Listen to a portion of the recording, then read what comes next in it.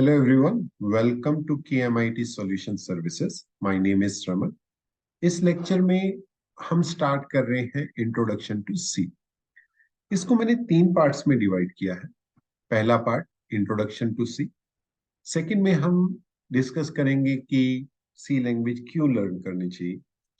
आप बीटेक के स्टूडेंट है, ये आपका सिलेबस का पार्ट है तो बात अलग है, लेकिन रियल टाइम में हमें क्यों यूज करनी चाहिए।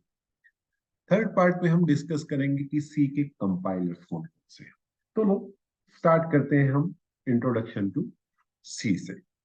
सी एक प्रोग्रामिंग लैंग्वेज है, और अगर इसको मैं थोड़ा और डिटेल में बोलूं तो इसको हम बोलते हैं कि ये एक हाई लेवल लैंग्वेज है। अब ये हाई लेवल लैंग्वेज क्या होती है? हाई लेवल लैंग्वेज ऐसी लैंग्वेज होती है which is very much similar to English language. जब आप सी में प्रोग्राम लिखोगे तब आपको लगेगा कि आप इंग्लिश लैंग्वेज में ही बात कर रहे हो। ओके, सी एक प्रोग्रामिंग लैंग्वेज है, लेकिन प्रोग्राम आप जब लिख रहे हो, if this happens, else this, repeat means for loop लगाओगे, for this, for I equals to 1 to 10, तो वो सब इंग्लिश लैंग्वेज में चलेगा, तो इसको हम हाई लेवल लैंग्वेज बोलते हैं। लो लेवल लैंग्वेजेस भी होती है जो मशीन लैंग्वेज के इक्वल होती है, जैसे असेंबली एक लो लेवल लैंग्वेज है। तो सी जो है वो एक प्रोग्रामिंग लैंग्वेज है, और एक powerful and widely use programming language है। और इस लैंग्वेज को जो ओरिजिनली डेवलप किया था वो डेनिस रिची ने किया था, और उसने डेवलप किया था 1969 से 73 के बीच में। क्यों डेवलप किया था? क्योंकि उसको यूनिक्स ऑपरेटिंग सिस्टम को डिजाइन करना था। और ये कहाँ डेवलप हुई? बेल लेबोरेटरीज के अंदर। सी लैंग्वेज जो है उसके एक बहुत ही ज्यादा बहुत ही ज्यादा बेनिफिट्स हैं। हम कुछ फीचर्स देख लेते हैं सी लैंग्वेज के, जो इसको बहुत ही डिमांडिंग, बहुत ही पॉपुलर लैंग्वेज बनाते हैं। ठीक है, क्यों? मैंने पहले भी एक बार आपको बताया था लास्ट लेक्चर में कि ये एक लैंग्वेज है जो अगर आप सीख लेंगे तो बाकी लैंग्वेजेस सीखना बहुत इजी हो जाएगा। कई ऐसी लैंग्वेजेस हैं जिनकी लाइब्रेरीज सी लैंग्वेज में ही बनी है, जैसे पाइथन में नमपाई है। तो नमपाई कैसे बना? सी पाइथन से, मतलब सी को यूज किया, सी प्लस पाइथन। अब ये एक प्रोसीजरल लैंग्वेज है। एक बहुत ही पॉपुलर लैंग्वेजेस जो मार्केट में है वो होती है ऑब्जेक्ट ओरिएंटेड लैंग्वेजेस। क्योंकि जब सी लैंग्वेज डेवलप हुई उस टाइम प्रोसीजरल लैंग्वेज के के अकॉर्डिंग ये डेवलप हुई। प्रोसीजरल लैंग्वेज होती क्या? ठीक है, और ऑब्जेक्ट ओरिएंटेड क्या होती है? ऑब्जेक्ट ओरिएंटेड जिसमें हर काम ऑब्जेक्ट से रिलेटेड होता है, वो सी का you you can say it's a enhanced version, C plus plus. और सी प्लस प्लस से फिर जावा, डॉट नेट, पाइथन, ये सभी ऑब्जेक्ट ओरिएंटेड लैंग्वेजेस है। लेकिन बेस क्या है? सी है। तो सी लेकिन एक प्रोसीजरल लैंग्वेज है। अब प्रोसीजरल लैंग्वेज क्या होती है? प्रोसीजरल लैंग्वेज ऐसी होती है जिसमें आप एक प्रोसीजर बनाते हो। प्रोसीजर का मतलब आप एक मेथड बनाते हो। ओके, इसको हम थोड़ा सा ना एग्जांपल से समझ लेते हैं। मैं यहाँ पे अपने प्रोग्राम में जाता हूँ। यहाँ पे मैंने एक प्रोग्राम बनाया। आप अभी टेंशन मत लो कि ये प्रोग्राम मैं क्या बना रहा हूँ, जस्ट आपको शो करने के लिए। ठीक, तो मैंने यहाँ क्या किया, एक hash include stdio dot standard input output operations इसमें होते हैं, प्रिंट एफ, स्कैनर, उनकी डेफिनेशन इस फाइल के अंदर होती है। उनको हम हेडर फाइल्स बोलते हैं। अब मैं यहाँ पे क्या कर रहा हूँ, यहाँ पे मैं लिखा वाइड में, ठीक है, और यहाँ पे मैंने एक प्रिंट एफ स्टेटमेंट दे दी, प्रिंट एफ हेलो वर्ल्ड।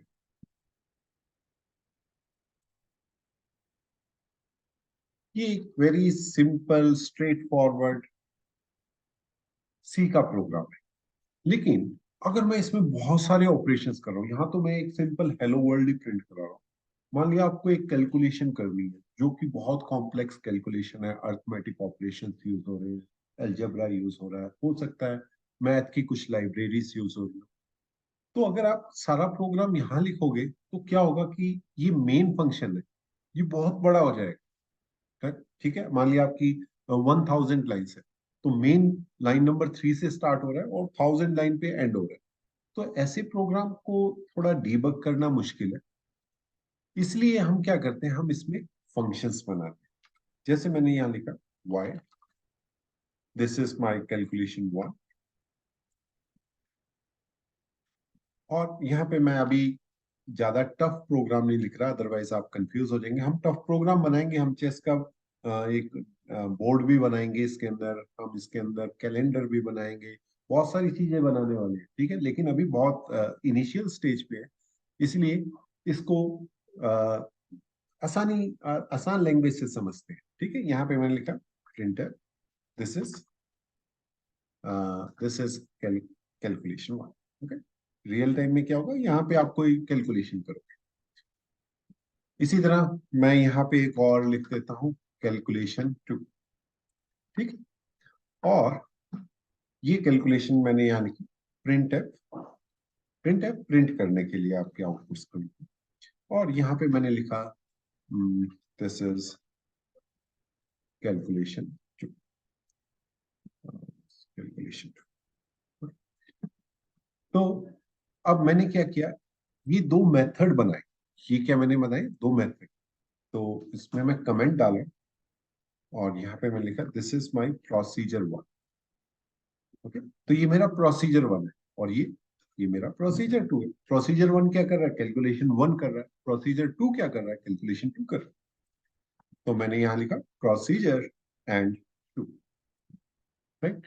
अब ये मैंने डिफाइन कर दिया।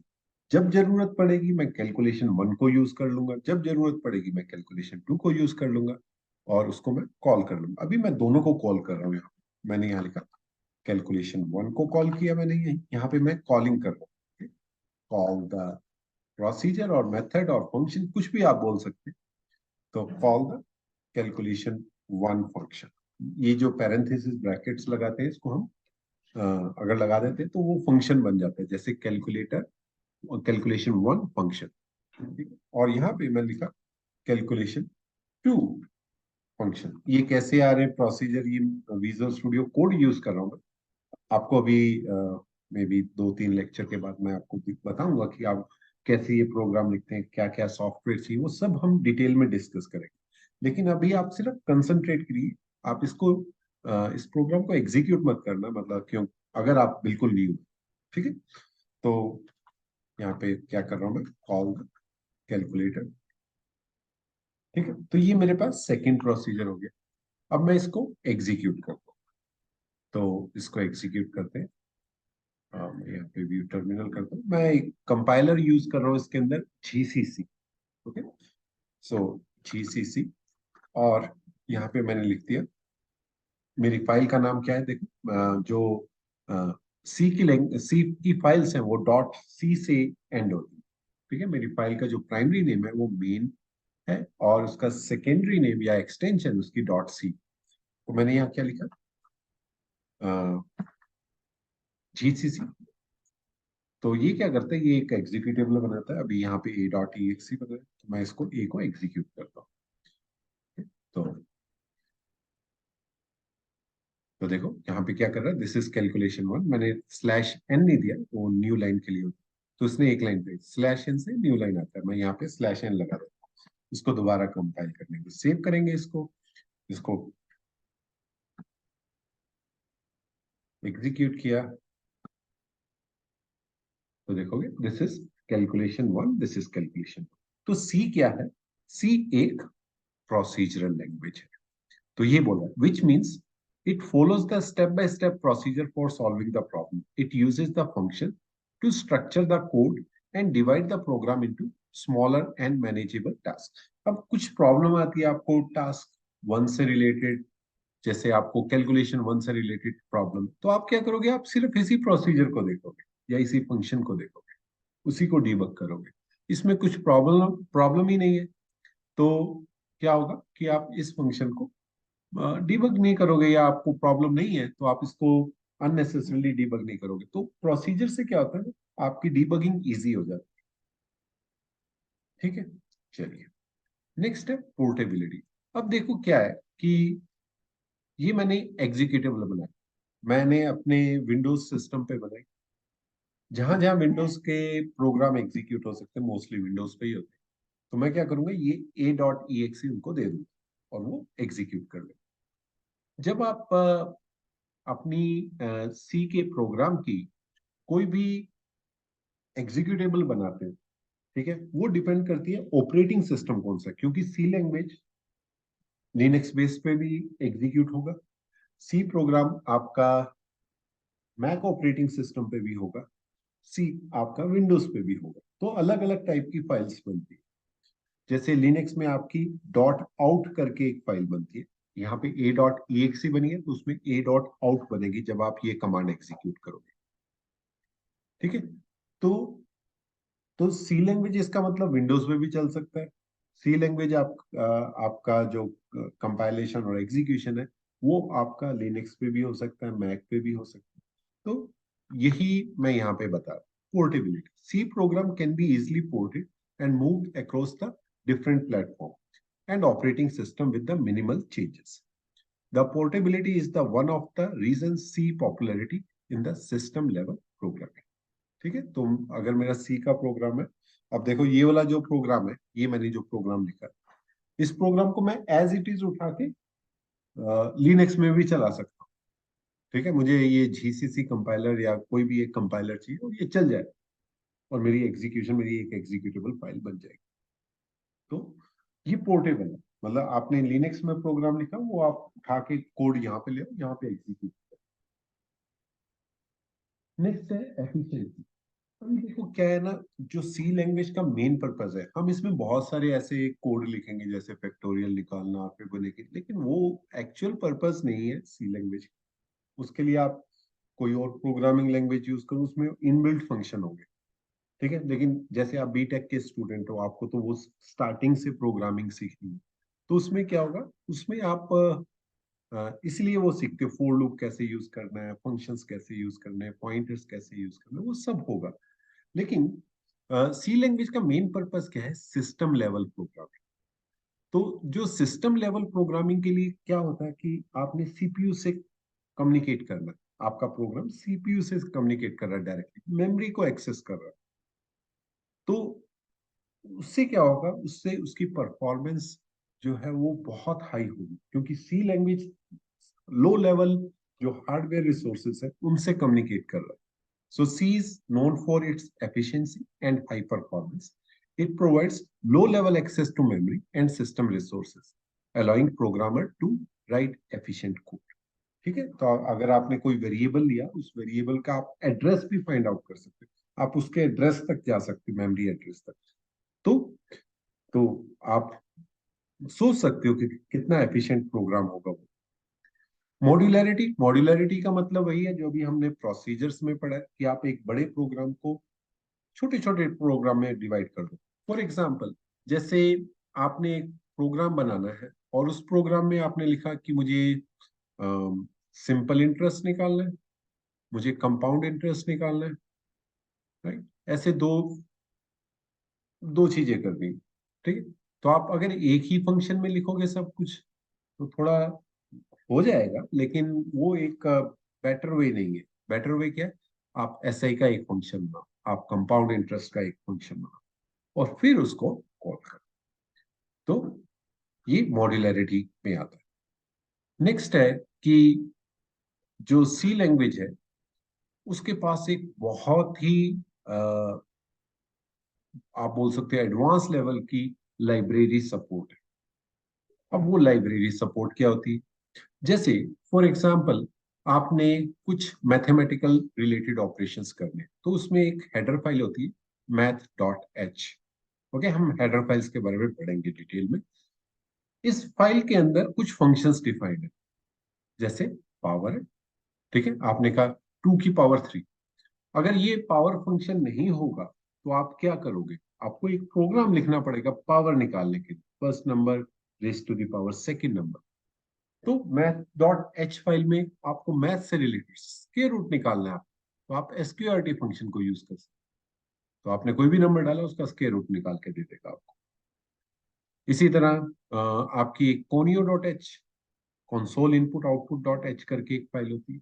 उसमें क्या होता है, उसमें आपने क्लियर स्क्रीन करना है, आपने कुछ कैरेक्टर गेट सी एच करना है, राइट?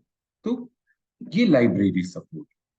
तो अभी हमने जो अपने प्रोग्राम में stdio.h यूज किया था, राइट? तो वो stdio.h क्या है? वो एक लाइब्रेरी, उसको अब उसके बहुत अलग अलग नाम है, ठीक है? उसको हम बोलते हैं लाइब्रेरी, उसको हम बोलते हैं डायरेक्टिव भी बोलते हैं, ठीक है? उसको हम डायरेक्टिव भी बोलते हैं। तो ये जो है हमारी रिच लाइब्रेरी सपोर्ट है, ठीक है? अब क्या है कि सी लैंग्वेज में, जैसे मैंने आपको पहले बताया कि ये सिस्टम प्रोग्रामिंग लैंग्वेज के लिए मेनली बनी है, तो इसमें हम वो एड्रेस तक कैसे जाएंगे, मेमोरी एड्रेस तक कैसे जाएंगे, उसके लिए हम यूज करते हैं पॉइंटर्स। पॉइंटर्स को हम बहुत डिटेल में पढ़ेंगे क्योंकि ये एक one of the toughest topic है, लेकिन मैं आपको अपनी एक्सपीरियंस के बेस पे बहुत इजीली वे में समझाने की कोशिश करूंगा, ठीक है? तो इसमें हम क्या करेंगे, डायरेक्टली मेमोरी को मैनिपुलेट करेंगे और पूरा कंट्रोल करेंगे मेमोरी के ऊपर और उसके डेटा के ऊपर। अभी एक ये सिंपल सा प्रोग्राम है जिसमें हम प्रिंट हेलो वर्ल्ड कर रहे हैं। अभी देखिए मैंने यहाँ पे क्या किया, इसको भी मैं डिलीट कर रहा हूँ, ठीक है? या मैं इसको अपने नोट्स में डाल देता हूँ ताकि आप इसको यूज कर सको बाद में, ठीक है? तो मैं इसको एक नोट पैड में फिलहाल डालूं और मैं आपको लिंक शेयर कर दूंगा डिस्क्रिप्शन विंडो में, तो आप वहां से इसको यूज कर सकते हैं प्रोग्राम।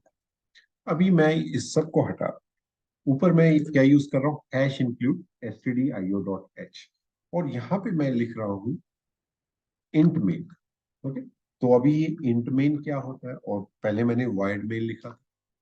क्या होता है कि फंक्शंस एक वैल्यू रिटर्न करते हैं, तो मेन जो है, जो आप प्रोग्राम कोई भी सी का प्रोग्राम लिख रहे हो, तो वो प्रोग्राम आपका मेन फंक्शन से स्टार्ट होगा। इसके अंदर जो आपकी लाइंस है, फॉर एग्जांपल इसमें यहाँ पे आपने लिखा 1 2 3 4 लाइंस लिखी, तो वो सीक्वेंशियल ऑर्डर में एग्जीक्यूट होगा।